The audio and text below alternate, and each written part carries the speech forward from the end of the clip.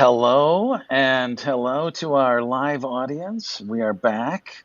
It is a Friday, not a Thursday. It's a Think and Link that had to be rescheduled due to unforeseen circumstances, which we won't get into. But we have two amazing guests here with us today, Katie and Rita.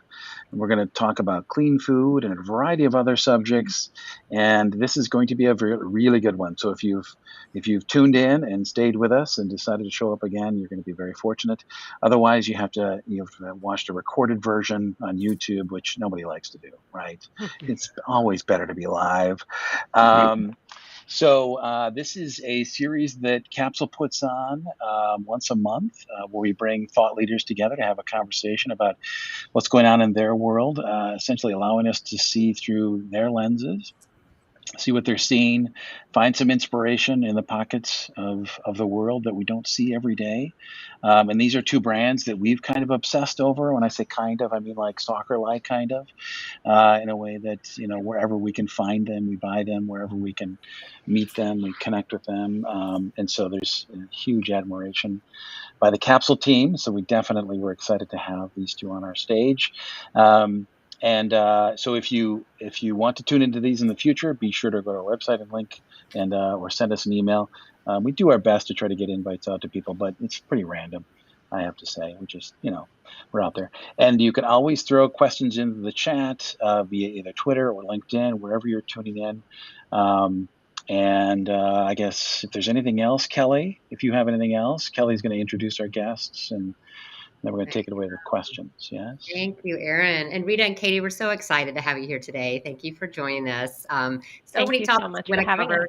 Oh, you're so welcome. And thank you. We only have an hour. I wish we had a full day because there's so many questions we'd love to ask you. But again, thank you for sharing your morning with us. Before we jump into the conversation, would love to get some background from both of you. If you could do your own introductions, a little bit of your history and what brought you here today. And Katie, we'll start with you, and then Rita. Katie, please. Great. Hi, I'm so excited to be here. Rita, my fridge is stocked with shots from you guys. Ditto. There's a lot of mutual love going on here. There is. I'm Katie Marston. I'm the CMO of Once Upon a Farm. We're a modern leading children's nutrition brand and a powerful solution to many of the issues that kids are dealing with today, or those of us that are feeding children are dealing with today, which is, sugar reliance or lack of nutrients and food insecurity. We were founded by John Foraker, so a name many listening to this or tuning in probably know, well respected in the industry. Jennifer Garner, who's an actor, philanthropist, entrepreneur, and Cassandra Curtis, master in the kitchen and holistic nutritionist. And we consider ourselves, a parent's ally, farm to fridge, fresh, nutritious, clean, and delicious. If kids aren't going to eat it, doesn't matter how nutritious it is. And my background is actually pretty non-traditional. So spanning from companies like Adidas International, Adidas US, Kendra Scott Jewelry, Brew Dr. Kombucha, managed professional athletes and their own personal brands long before Kim Kardashian. But one thing kind of remained the same as a red thread, which is every individual and every brand I worked with was very purpose driven and wanted to, and really cared about people, planet, and giving back. That's great. Thank you, Katie. Yes, very background. Kim Kardashian has come up. I love it. Pop culture everywhere. Thanks, 5 minutes in. 5 minutes in. Record. I don't know if I have any Kardashian references, but so the unforeseen circumstances that came up last week were me getting sick. So thank you so much, everybody, for your grace and rescheduling it. And I may have to take a sip of tea now and then if my voice starts to waver. But so delighted and just feel very grateful to be here and be invited to speak with Aaron and Kelly and Katie. Huge fan of Once Upon a Farm. So Rita Katona, my husband Eric Hall and I are co-founders of So Good So You. functional beverage brand. We make these little probiotic shots that you see on either side of me on my background, in all sorts of functions, ranging from immunity to beauty to sleep to our newest functional shot that launched a couple of months ago, Happy. And we really see ourselves as kind of creating feel-good moments in people's lives that are a deliciously real win right when they need it. People are embracing food as medicine more and more. I hope we'll be able to get into that a little bit more. And we're creating a solution to everyday needs that they have in their lives. Our company motto is for the love of body and planet. So Katie referenced that as well. And so from the beginning, Eric and I started the company because what we're passionate about is creating opportunities for people to eat healthy, and to take care of the planet. And so to really embrace this idea that everything that we do, that we're all connected, and how the decisions that we make in our lives impact our communities and impact the planet.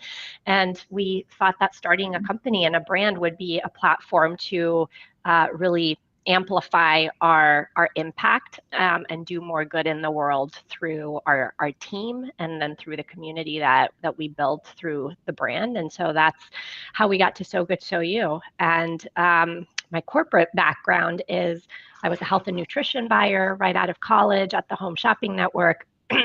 Excuse me, then Target recruited me. I ended up in the Twin Cities, and was in various different merchandising and sourcing roles. And then really just when I met my husband, who's a serial entrepreneur, he encouraged me to follow this like secret wish, which I always held in my heart, to start something, build something from scratch that really aligned with these passions and these values. And that's how we started this company 8 years ago.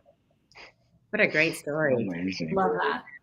Yes. I love that. I love that. If we could, I'm going to stay in the same vein. You both mentioned this. Katie, you mentioned purpose-driven.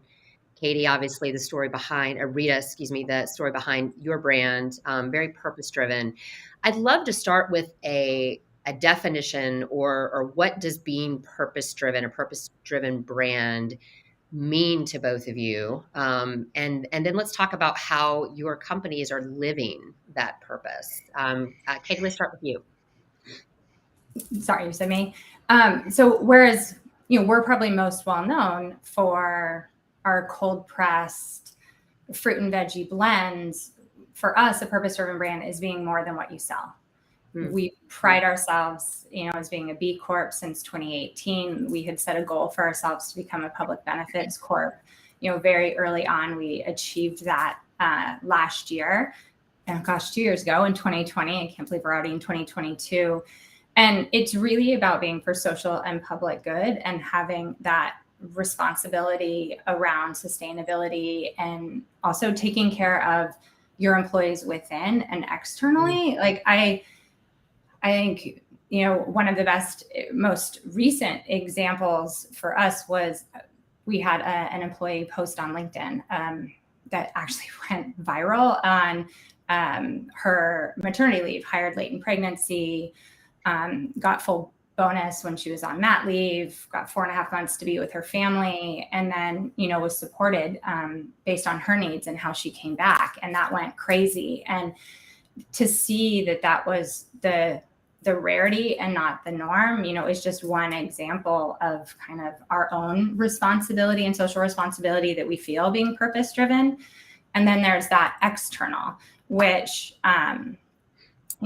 we were the first refrigerated fresh baby food in the market in retail. You could actually buy fresh food for your pet before you could for your child, which is really interesting to think about. And then, Jen Garner and Expo West 2018 sat on stage not knowing how challenging it would be, and said, we are going to be WIC certified. And that's a supplemental nutrition program for women, infants, and children's. And so we ended up, doing all the work to be the first refrigerated brand to be able, baby brand to be able to do that. And then even from this past year with food insecurity, that we partnered with Save the Children because there were 11 million kids dealing with food insecurity before the pandemic. There's now over 13 million. That's how quickly that has escalated. Wow. So we like to say we're small but mighty. I know, Erin. It's really, really scary. And so we wanted a big goal. We're big goal setters, and we were like, we will deliver 1 million meals. You see it behind me.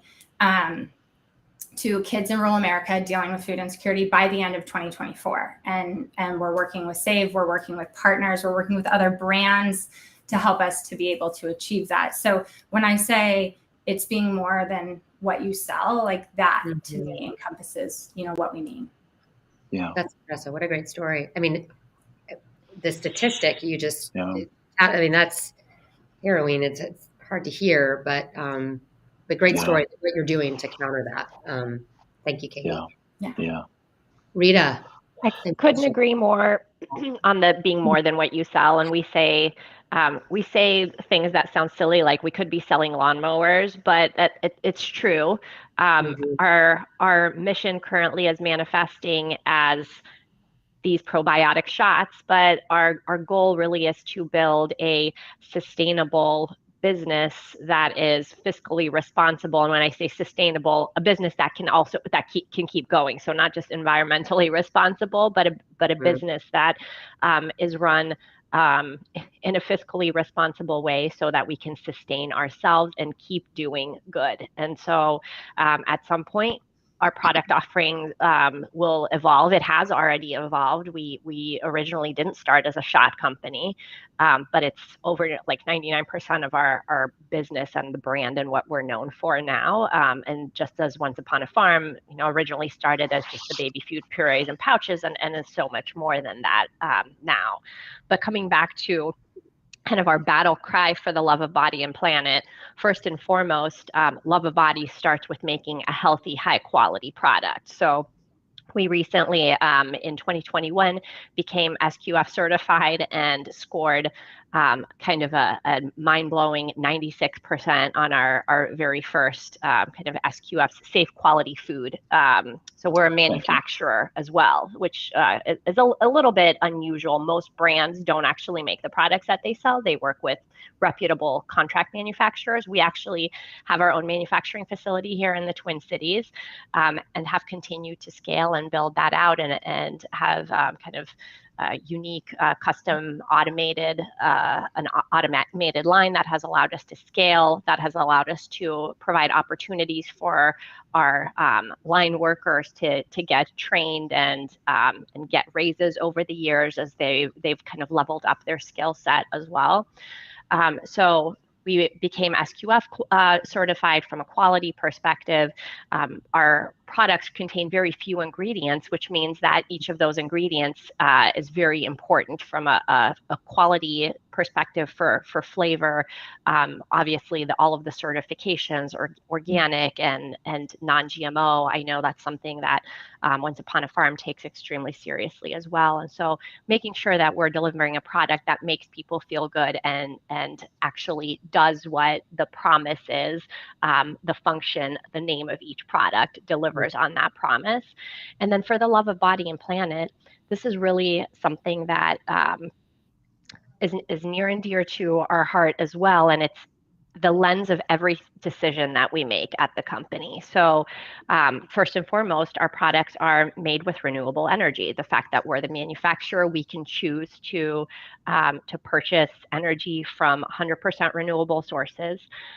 We operate a facility that is a zero waste manufacturing facility, and so we divert as much as we can away from landfills. And we're actually in the process of B Corp certification, so we're in the review stage. We submitted last year and transitioning to become a benefit corp as well. So it's a huge accomplishment and a huge lift that I'm going to be so proud to announce once that's official.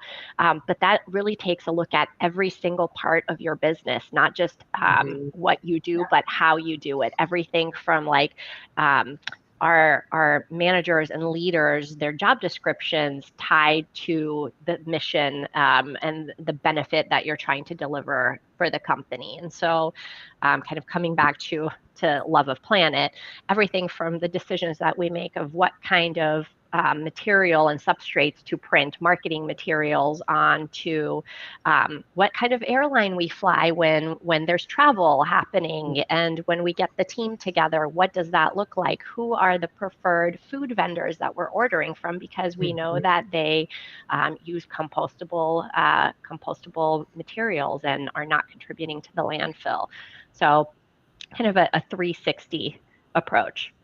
Wow, holistic. Love that. I love it. I love that you're both, I mean, in this era where there's a lot of, let's use the term greenwashing and saying, here's what we're doing. We're saying this, but you're actually, there are tangible outputs. Both of you have just articulated that say, no, we're living this. And that's where the purpose-driven, truly being purpose-driven. So thank you for sharing. That's absolutely. I'm so glad you brought up greenwashing. That's one of the things that I will get on the soapbox about, and being in this space, particularly something that's come up recently where we're seeing a lot of is people talking about upcycling and using imperfect fruit and which isn't a thing. Like, that is such a greenwashing thing, because anything that goes into a food product, like that's not the A++ apples that you buy at Whole Foods. So the way the food industry works is already built so that the items that are imperfect, they go into tomato sauce, or they get chopped up and get packaged up, and you buy it frozen and put it in your smoothie.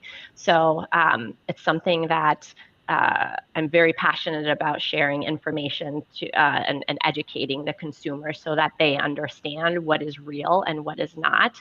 And we're being really at an earlier stage. We're several years behind where Once Upon a Farm is in a smaller brand. And so we talk so much about progress over perfection and not being perfect. So Katie and I had a great conversation about, obviously, packaging. So we both make products that are a convenience product, and because we live busy lives and you don't have time to make juice shots or baby food or your baby-led weaning meals for yourself all the time. And so it's packaged product that inherently has some waste associated with it. And so what are the things that we can be doing to mitigate the impact and minimize that? And so, like, we launched an accelerated biodegradable bottle in 2020 that has had some supply chain challenges because of COVID, but always just being really transparent about what's going on to our customers, to our community, and talking about we're not perfect, we're working to make it better.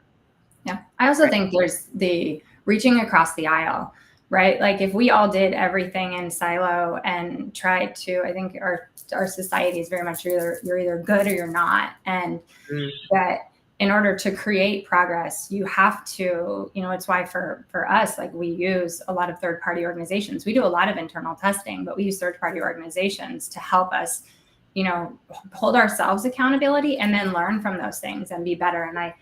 And in terms of working towards, improvements in your sustainable choices, not just doing it, especially when you're small brands alone, but partnering with larger brands or other brands, in other spaces to make progress together and share best practices, and also share learnings when you failed. Like, it is okay to fail. It's the only way you get better. And I think as a world, for us to get better in this space, knowing that no one is perfect, we need to do more of coming together and helping each other to celebrate progress versus criticize failure. Yeah, absolutely. Yeah. Totally agree. There are so many places we could go with this conversation. First, I want to acknowledge that Lizzie put up a comment about the Twin Cities claims you as our own, Rita. And we do. How much our city loves what you're doing. I want to make sure that's out there. And the purpose of business piece that you've been talking about, there's, sometimes it can be seen as small because you're not gargantuan brands, but you're doing all you can with what you've got and you're making an effort around it. But I do believe that has an impact, and that that the Business Roundtable changing what the purpose of business is because of the movement, and the movement that's happened has been because of the B Corp exists, and I think has definitely impacted that change. So big business has to look at it. The other comment I really like, Katie, was the fact that we have to reach across the aisle, that we're actually more similar than different. There's a lot of divisiveness out there that would tell you that we're all different, and we're not. But we can get into that as well if need be. The question I want to ask, though, is there's always a curiosity from our audiences around how the pandemic has impacted your business. What changes have you seen, good or not so good? Curiosities, and what are you seeing on the near horizon? Are we coming out of this? Not that you have to predict that, but I would love your perspective on that.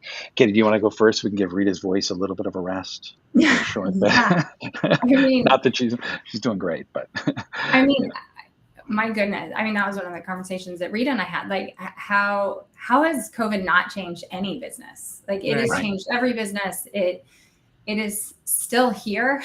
Like, it's gonna forever change the way that we work, and it's kind of been in stages. Like, at first, it was safety. It was safety of our manufacturers, safety of our employees, safety of our partners, and also just reassuring our audience of parents who were very, very scared and worried that they could get a product that was safe in a reliable manner. Like, we were dealing with supply chain. I mean, if you remember, we were wiping down groceries before they came into the house. Like, there was no toilet paper. I mean, that's, our food was out of stock in some places. And so there was a responsibility there to work with our manufacturers and our testing and our product to make sure that we could deliver on a reliable basis, and our own DTC, the food to parents that really needed it. And then we became a fully remote company. So we got rid of our office. We checked in as an LT and as an organization on a regular basis to make sure how we shifted with communication, the benefits we were giving. We added benefits like childcare, mental health days, and home studio and home office setups, support. And a lot of that has still continued on, and we still check in to see, like, how do we change in the way that we're supporting internally, and then how are we changing in the way we support our audience, our parent community. And then the same goes, and that kind of speaks to from a marketing standpoint. Like, we really went digital. We do very quickly, probably within the first 3 months, working with our retail partners on their online business, our own DTC. We do about 20 to 40% of our business online with our key retailers. And our DTC business has grown exponentially. But as I think we've all seen, like, online shopping is something that is not going away for parents with small children. Right. And so how we can help to better educate, excite, provide necessary information and aid, and be that ally that we say that we are, really kind of the pandemic of silver linings, like, that really came out of it. Yeah. Wow. Yeah. Love that. I know it is so fascinating to look back on the history of where we came in just the past 2.5 years, and all the changes that have happened. Yeah. How about you, Rita? What have you seen? Through your lens? Yeah, somewhat similar to the things that Katie already mentioned. So internally, again, as a manufacturer, we have essential workers that are making food. And so first and foremost, our responsibility was, how do we keep them safe? Everybody that could work remotely, we had go fully remote so that we could protect the people that had to be in manufacturing. And so to this day, we have a kind of pulled together an ad hoc COVID committee that meets. Originally, we were meeting weekly. Now we're meeting bi-weekly, because this thing it's changed, but it's still here. And so how do we continue to make sure that we're keeping the team safe? And all of these different variables that have popped up in terms of the different experiences that people have had from this shift in how we work. Katie mentioned that we got into this a little bit on mental health, and how, because people became more disconnected from their normal communities outside of work. Work became, we realized, even more important to build that community, and teams and cultures that didn't recognize that and didn't find ways to address that and support those team members have had some struggles. And so I'm happy to say that we've continued to have a very steady tenured workforce.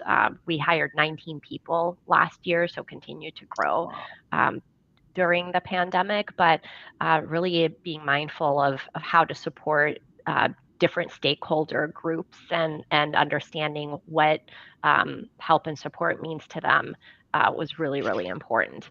From a digital perspective, and we're a couple of years earlier in our growth trajectory, and we were just about to relaunch our direct-to-consumer and Amazon efforts when the pandemic hit. We actually hit pause on that because we wanted to make sure that the existing retailer relationships and customer relationships that we had, we could continue to have excellent execution and protect those relationships. And very happy to say that we succeeded in that. And then late last year, we relaunched our Amazon efforts, but we really continue to look at that as more of a way to service our best customers and customers that for whatever reason aren't near one of the 10,000 or so locations that sells our products. So it's not as big of an initiative for us to devote resources towards. But really, the thing that we've talked about a lot during this last year of the pandemic is how being healthy and wellness has shifted what that means to people. So already there was a group of people that were embracing this idea of food as medicine and proactive health management. What are the things that they can do on a regular basis? What are those quick, easy wins that they can feel good about, that they can do on a regular basis, as opposed to, oh, I'm sick now, what do I do? And then the other piece of it, again, coming back to this like mental health fatigue, and particularly going on into the third year now of the reality of this pandemic. What is it that we as a brand can do to support people where they are, meet them where they are?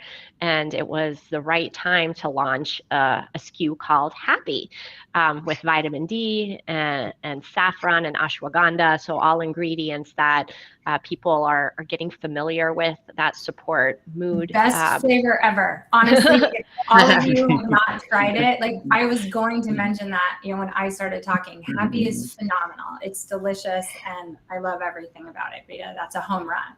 Thank you. Yeah, so we were super thrilled to introduce that and launch it in a big way with Target back in January. Congratulations. That's great. Thank you. Still happy saying the word happy, that I'm going to consume something happy. Fantastic. How can you not? My daily starter. It's so good. My daughter tries to steal it, and I'm like, "That's mommy's. Here's your fiber." Here's your fiber. Yeah, they've got a really tasty fiber shot. We have a fiber shot as well. Yeah, that's fabulous. But Happy's mommy's. So thank you. Oh, that's great. I want to switch gears really quickly.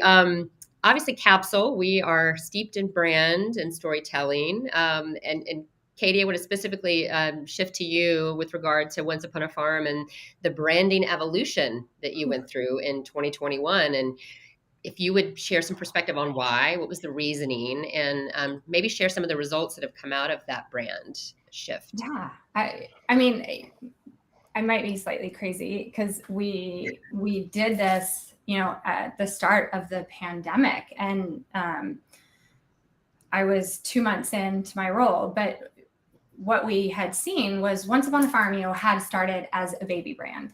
And so, branding and identity and everything really aligned with that. But then once the company had done research and seen that our consumer base had really broadened, it was much more than that. It was a core between the ages of 6 months to 6 years and even a little beyond. And we knew that parents were consuming us. So with that knowledge came a responsibility to shift. And we always say we're parents' allies. So we needed to modernize our branding, to be more in line with the parents and the caregivers. That was our buyer audience. And then also create an identity that engaged with a child. If you can get a children as early as like 4, if not even earlier, have a real say in what they're eating. So if we could create and saw that we could create an identity and a look and a feel that got a child to actively choose or ask for a healthy snack or meal, then we truly were, where there was no sacrifice from the parent side in terms of quality, then we were really, and convenient, and adding convenience, we were really then the parents' allies. So we worked with Uncommon, an agency that's brilliant, and we embarked on this journey. And the founder team couldn't have been more awesome. We involved people at all levels of the organization. Our umbrella is a better story starts here. So it really speaks to not only what's in the product, but also, outside of the product, and our ethos as a brand, and kind of that battle cry that Rita says that we go back to, and how we treat our business and our purpose. The results have been fantastic. We know that we can attribute a 60% lift in velocity because of the branding evolution and small tweaks that we made on our packaging. And it's something that too in the digital space. So when you're designing nowadays, like we had to think about it, not just from a packaging perspective in store, but also everything you could do in the digital landscape. So hence the farm behind me, creating this inclusive world and immersive experience. That sales results are always wonderful, but we really love internally the stories of, and Jen gets stopped on the street for this, like our customer service hears it. My daughter asked for the Fox product, like how they're actively asking and identifying with our, group of non-traditional farm characters, or I taught my daughter what kale was, or my son, loves your carrot. And now he's eating carrots actively out, himself, and asking for those. And that's when we knew like sales were amazing, but it also made the impact that we really wanted to of being the ally. So all in all, very, very pleased and love the results. Congratulations. Yes. Thank you. Yeah. I have a 6 and 8-year-old, so I can speak to that. They love the brand. And yes, the characters resonate with kids at that age. It does. And it tells the story in a way that's inappropriate and age appropriate. So yes. Thank you. Love that. Thanks, Katie. Rita, similar question. I just love to talk about your perspectives on the impact of brand and how if you've seen, I guess, since the founding of So Good So You, the brand evolve, any learnings that you can bring to light over the course of your time in business. Yeah, I mean, we're still working on establishing ourselves as a brand. So obviously you guys are here in the Twin Cities, and I love all of the love and recognition that that we have here, but we still have so much opportunity outside of this home market. In certain parts of the country, we have really great ACV and retail penetration. Other areas, we have an opportunity. But if you walk into any sort of grocery store and walk up to that refrigerated juice case, it's like a sea of color. So we really lean heavily into that green heart. A lot of people, our regular customers, may not even remember our name, So Good So You. It's kind of a mouthful. And it's another story how we got to that name. It's a bit of a mouthful and hard for people to remember, but that green heart is something that is so unique and iconic and easily identifiable that we rely on that and make that branding work as hard for us as we possibly can in all of the channels and everywhere that we show up. So up until exactly a year ago, I was the de facto head of marketing, and my background is in merchandising and sourcing. So I'm not a traditional marketer, and we're very lucky to have Erin, who joined our company a year ago, who does have agency and brand side experience. And so part of what she's been focused on is continuing to blow out the brand and find ways that we can solidify that relationship, reach more people, and just build our brand more like universally coast to coast. That's great. Well, we're excited to watch that Wonderful. journey. And certainly, we consume visually first, so that heart does have impact. Right? It's a call. Yeah. That's great. I would like to hear the story of the name, if you don't mind. If that's not, sure. I love it. I think it's got a nice phonetic bounce. Thank you. So it was a tagline originally. So when we launched, we were Juice So Good. We launched as a 16-ounce cold pressed juice line, and at the time, so it was kind of in the almost peak. So cold pressed juice was just starting to peak, where people were. Everybody like had their green juice on the coasts. Everybody was like carrying around their green juice. People were doing a lot of cleanses, and it was just starting to come to the Midwest. And we had a great couple of years there with that business. And those products we still make for some of our local retailers here, because we have such a strong following and brand loyalty. But like I said, they're like less than 1% of our total business now. And we saw that the consumer was evolving, that things that were easy to understand in terms of what does this do for me, low sugar, and just the convenience piece and the price point were what was important.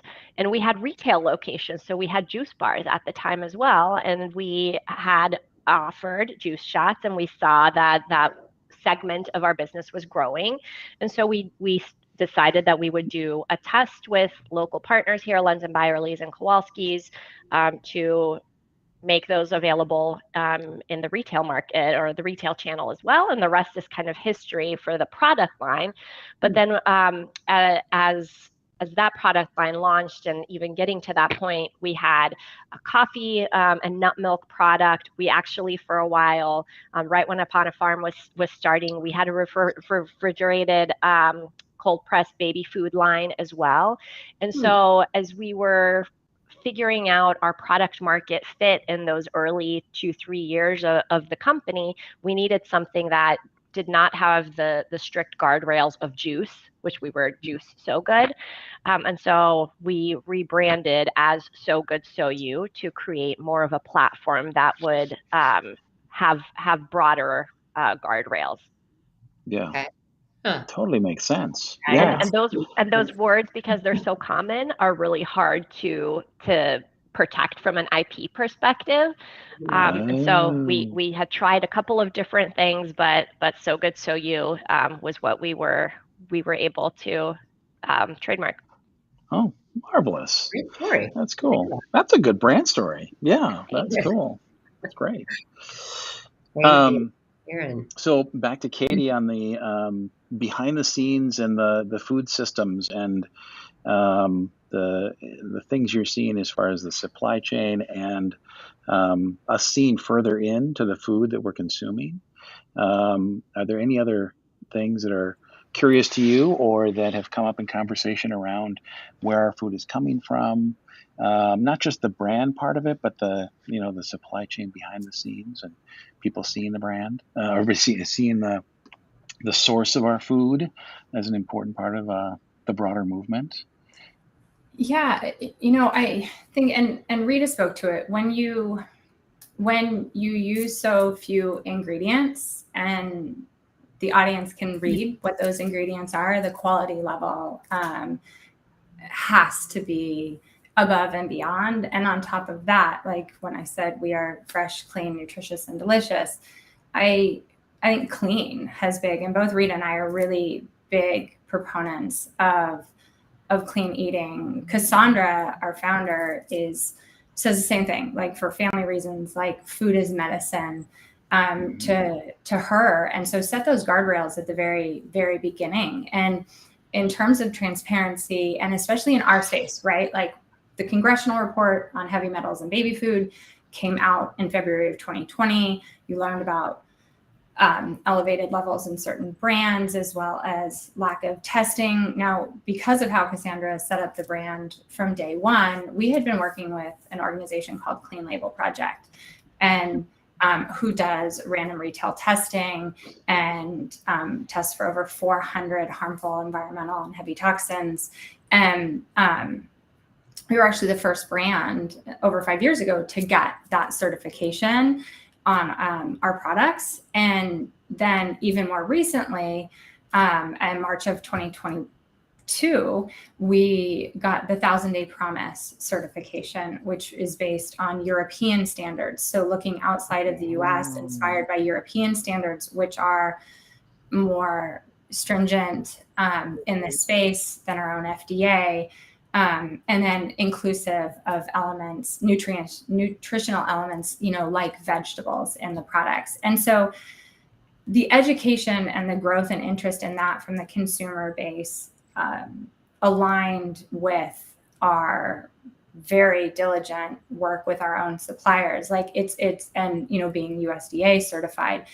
Really, those are two things that we're working to help with transparency as well as authenticity of our own Once Upon a Farm standards. Yeah. Wow. Europeans are always way out in front of us. Can't see. It's easier, it's smaller over there sometimes, but I also think, yes, in terms of food, they do things right. Like if you think about it, we had 10 babies out of 55 employees in the past 12 months. And those 10 babies will be 6 or 7 by the time this closer to zero FDA regulations may go into effect. And so that's why for us, like it's great that's why I say there's no criticism. It's great that we can see a problem and work towards fixing it. But for us, it's about being an industry leader and being a safe choice for parents, or many other safe choices out there, but being a safe choice for parents. When we started today and when things like a congressional report like that comes out, and also for many years to come, and treating our supply chain and our work and within our recipes, in accordance with that. Yeah.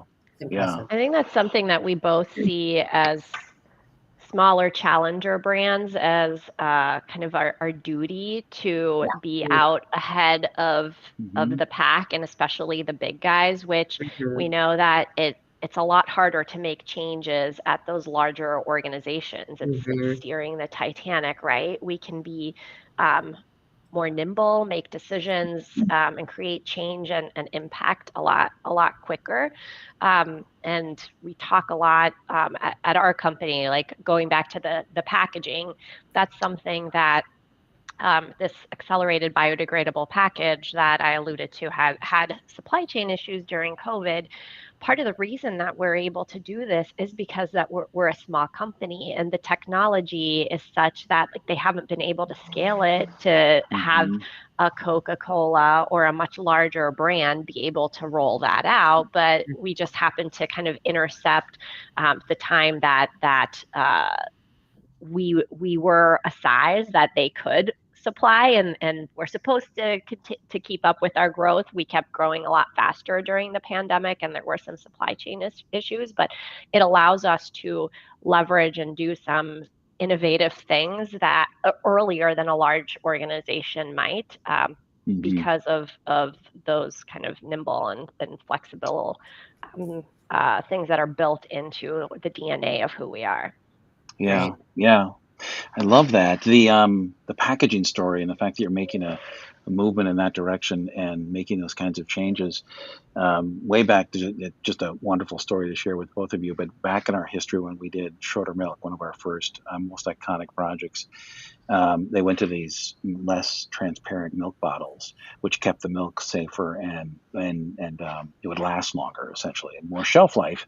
No one wanted to go to it in the industry, but they were the small, brand. They were the third place, way back there in third place, and they did it. And then we got a chance to work with the big one in town, which will remain nameless, because they said, we were so annoyed when they did that, because then we had to do it, right? And people don't realize that there's a lot of interaction inside of industry and the back and forth, right? When you do something like that in packaging, and you work through all the challenges to do that, and then someone follows on, can also be kind of annoying, because they're like, hey, come on, we did all this work, give us some credit for this, right? Because you're doing the hard work to break new ground, but you get a lot of benefit from that, and it changes the rest of the industry, right? Other people have to follow in and go, well, they're doing that, and people are asking us why we're not doing that in some way. So I love that you were pushing the boundaries there, even though it's been obviously an extreme challenge to accomplish due to the supply chain and all things related. Yeah. Anyway, Absolutely. Kelly, do you have And you're right. Like go ahead. we've gotten, I've spoken with teams at Target. I've spoken with teams at General Mills that just wanted to learn about what it is that we're doing and how we're doing it. And so anything that we're not under like a legal NDA and bound that to not share, we absolutely are happy to share, because we're all about the impact, and as the company grows, the impact that we have is able to be amplified as well. And so that's one of the things that personally drives me, that drives my husband Eric, is being able to have that positive impact. That's great. All boats rise. Yes, for the greater good. That's great. Yeah. And neither of us, we're happy to be the first, but neither of us want to be the last. Like, that's, Yeah. Well, you can't have a brand that does what you do, right? You wouldn't be relevant to people if you weren't pushing boundaries and doing things. And both of us are in innovative categories, and it's really hard to build a new category by yourself. Like you need to have some other players that are also strong brands that make a high quality, safe product in order to build a healthy new category. And that's how you want to approach retailers strategically as well. So in order to convince a retail buyer to create shelf space for something that they didn't have before. Like we're both a couple of years into it now, but it's good and healthy to have competition. Yeah. What's so interesting, sorry, about what Rita said is exactly right. In that, like, I commend Target. Like they were actually one of the first that created this fresh snacking area of their store. One, because consumers were shopping more as health became more important. More people were taking towards health and wellness during the pandemic, shopping the perimeters. And so they created this. And we've now seen, others like Kroger recently and Whole Foods is looking at different ways. And so changing the way that and working with our customer partners to meet consumer needs is really refreshing and inspiring, I think. And you do that with other brands, right? You don't do it by yourself. You may be a loud voice, but it takes other brands together. And so we have those partner brands, even cross category, to help create this change. Yeah. So impressive. Yes. To see the innovative brands, the smaller brands that look to perhaps legacy brands to scale and provide the resources, but the innovation's typically starting in, these leader brands that at your level, and it's impressive to see. So I've put it out there to older, bigger brands that real innovation doesn't happen inside a large corporation. It's really hard to accomplish, right? I mean, it's hard to do it outside as small companies. It's still just as hard, but there's a different level of passion that's involved, obviously, with each of you, right? You're having to push boundaries. It compels you. It's part of who you are, right? There's no fallback, right? There's no net. You have to keep swinging and try for the big opportunities. Anyway, I'll hand it back to Kelly for a question. No, this is great. I want to pivot really quickly and Katie, we were talking a little bit about this pre-call in the green room around culture remote work? How are we engaging with our colleagues in this remote environment? I mean, we know culture is one of the most important defining components of building authentic teams. So I'm curious if you could both share, one, describe your internal culture and how you're maintaining it with people both inside and outside of a physical office environment. And we all know there's some difficulties with that. Katie, if you could start, and then Rita, I'd love your perspective. Yeah, this is something that we're continuing to learn, right? Like we went fully remote, as I mentioned, and people are all over the US, and at different stages of your life and at different types of personalities, there are many that still crave like a togetherness. And so we've, tried remote togetherness and have just transitioned back to, we just had our first in-person all company meeting, which was such like that rallying cry for culture and purpose. And, we all heard the founder story again that Cassandra, John, and Jen told. And you realize it's moments like that to keep grounding you and to keep inspiring. We, went and donated pouches to a local daycare and did Save the Children work like as teams. And so I think, weaving your purpose throughout, whether you're remote or when you're able to be in person, really matters. And for us, like we just recently this week back to the mental health, which the last couple of weeks, and I'll be honest, like I wouldn't have been okay to mentally to have done the talk last week. Last week was a very emotional week for, I think, a lot of people, especially parents of young children. And, and so how we looked into actually workshops for, managing through a crisis and dealing with anxiety and being able to provide those. And so it is constantly changing. But as we talked, like even making sure that small groups, when they can hop on a plane or get in their car and drive to be together when they know that it's necessary. It's all about empowering your people to feel that they can make those choices based on their needs, their team's needs, especially when you're remote, because you're not seeing each other every day. And so to make sure that every employee feels that way, I think it comes from the top. It comes from John, it comes from Jen, it comes from Larry, it comes from Cheryl, it comes from Cassandra, like myself. Like if we're not doing our job, if we're not kind of treating this new remote way in the manner that each individual needs to be their healthiest and their happiest, that's the important thing. Yeah, it's a great priority. It's empathic thinking. It's thinking about the impact this is having on all of us. And so, thank you, Katie, for sharing. Rita, how about you? We've really used the last year and a half as an opportunity to also pause and think about how it is we're doing what we're doing. And I'm grateful. The reason that we've been able to do that is because we've continued to grow and we've continued to hire and build out an incredible leadership team that's allowed Eric and I to get out of wearing as many hats. We hire people that know things that we don't know, that have more experience in specific areas. People's kind of swim lanes are getting more defined. And so that's allowed us to really shift our roles to be more about removing obstacles, providing support, and then getting out of the way, but then also solidifying how it is that we are leading as a leadership team. And so we've actually been working with an external leadership development team since the beginning of the pandemic. So have hosted and attended different workshops. We also had our first in-person, like all company meeting that we flew facilitators out for and did a workshop. And then we kicked off in 2020 our first kind of culture and engagement survey to be able to understand what is the baseline.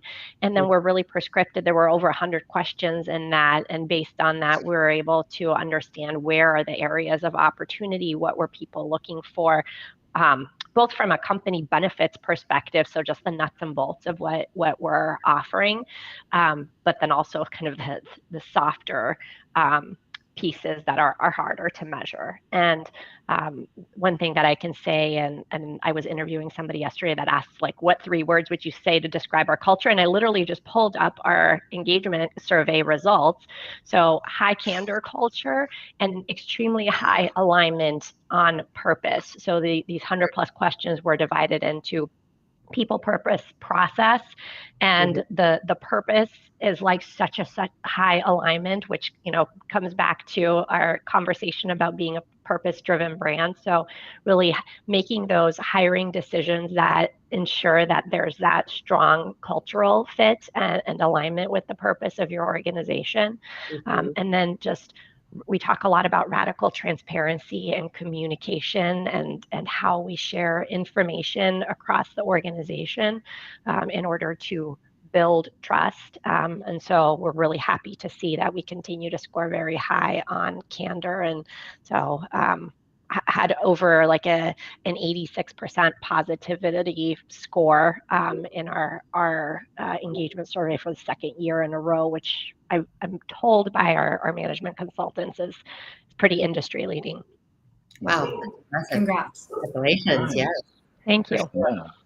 Yeah. It's great to hear. And employees, they just weren't their voices heard.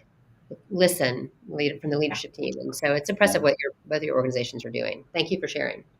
Yeah, that is great.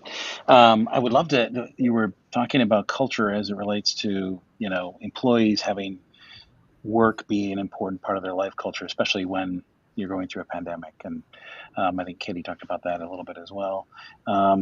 Anything more you can give us on culture and how that's impact your business and the importance of it in your organization? Because that is right now it is such an important thing to keep teams together, to keep the purpose going in the right direction. Katie, do you have any other perspective on that you want to add? I think consistency is king or queen, depending on your favorite word. And it's about showcasing your values and your purpose. For us, it's like doing a Farmer Gen product behind me that aligns with A Million Meals that excited internally and externally. But there's so many things that you can do as a company. And so from a cultural perspective, to consistently showcase your values over and time again, not just when it's popular in a news cycle, but when it's really true to the brand, is how you can improve culture. And again, goes back to trust that Rita said. So for us, it's going back and making sure that we're consistently doing what we say we're going to do, and listening to the teams on any evolutions as they may come based on how they're feeling. Yeah, that is so elegant. Yeah. It's as simple as consistency, that is, and it's something we want as human beings. It's hard to do. It is. It truly it is. Do. It is. Consistency is not that easy. And it seems so basic too. We are entering nearly the end of our time, which I knew this was going to happen to us. We were not going to have enough time to get through everything, but I still do want to ask, if you're reading anything right now, any books or any content that you'd like to share that with our audiences they'd like to see. I'm taking Kelly's question away from her. I'm going to hear about this later. We love this question. We love to ask. I know. I've adopted it. Kelly's done it more, but yes, something that our audiences would love to hear you reading, or that you have read, that you think people should go try. Ramping Your Brand by James Richardson is a book that circulates through our office, that John references all the time. I have gotten so many nuggets of wisdom from that. That's definitely a recommendation for, brands looking for a skate ramp growth. Nice.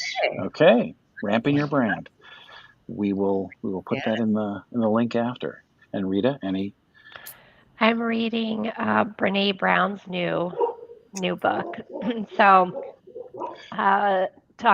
going back to the cultural conversation, EQ and how we do things, and I listen to her podcast a lot, and Adam Grant with Work Life. And so that's something that when I find nuggets in there, I share with our broader leaders and team as it's applicable. That's great. Yeah. Love her. That's fantastic. Yes. Yeah, And Kristen. Adam Grant is he's a constant fuel of really good insights, everything you see. And he shares so much and so much good stuff. That's wonderful. Well, unfortunately, we're at the end of our time, but Thank you, guys. So fun. Thank you Thank both. you. This was This was amazing. great. This was wonderful. Yes. And we'll put this out into the world, and then also some other little snippets on this. So hopefully everyone can enjoy your insights, your wisdom, and we look forward to obsessing over your growth and your opportunities and all the wonderful things that will happen in the future for both of you. And so that's all I've got. Kelly, any other?